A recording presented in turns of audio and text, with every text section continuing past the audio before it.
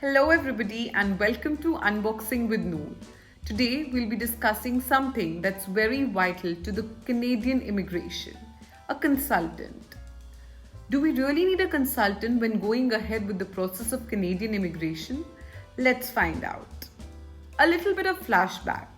Back in 2015, when me and my husband got engaged, we decided that we need to settle in Canada. And what was the first thing that came into our mind? Indeed, it was hiring a consultant. And that's exactly what we did. Not just one, two of them. We were that enthusiastic about the whole process.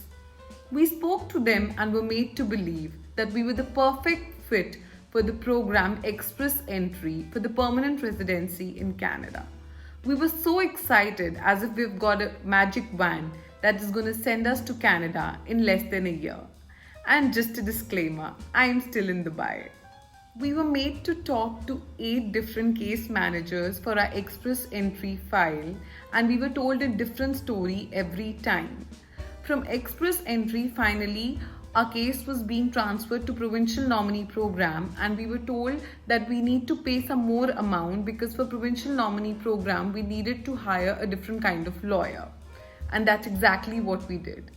But that was the So after 2 years of time in this hustle with the consultants, we realized that our magic wand wasn't working, and we had done so much of research that at times we felt that we knew more than our consultant.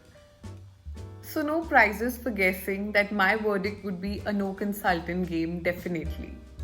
Express Entry and the Provincial Nominee Program is completely doable and can be divided into 3 different parts. The first one being the educational evaluation of your degree or any educational course that you have done, which is done by organizations like WES and ICAS and a few others, and the process is completely online. The second one is the English speaking test, for which you have to practice. There is no shortcut. Nobody can help you or give you a magic pill that will make you get a 777-8. It's you who has to work. You can gather a lot of material that is available online, and if you want, you can even get some online courses, or you can hire an instructor. That completely goes on what level are you at present. And the third one is getting to know your NOC, the reference letters, the experience certificates, the salary slips, that eventually only you have to do.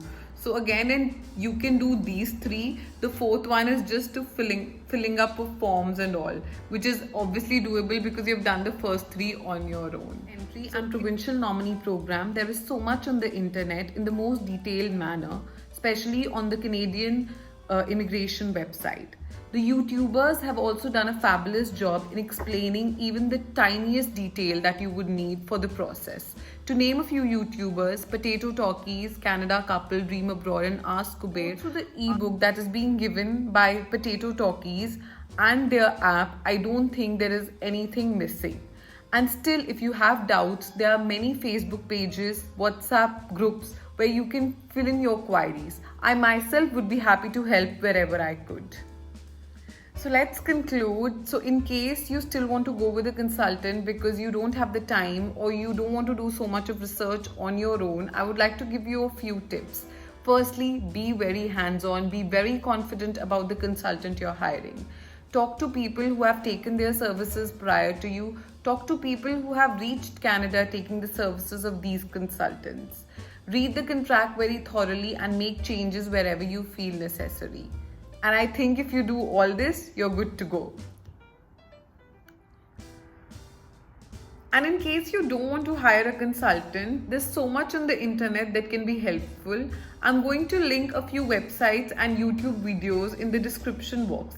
Please go and have a look at them as well. And by not hiring a consultant, you'll be saving about this much amount of money, which can be useful to you when you travel from your country of residence to Canada, or you can use it in one of your long weekends roaming around these beautiful places. I've heard they have plenty of long weekends. I hope this was informative, guys. Thank you so much for watching. For more such videos, please subscribe to the channel. Bye-bye.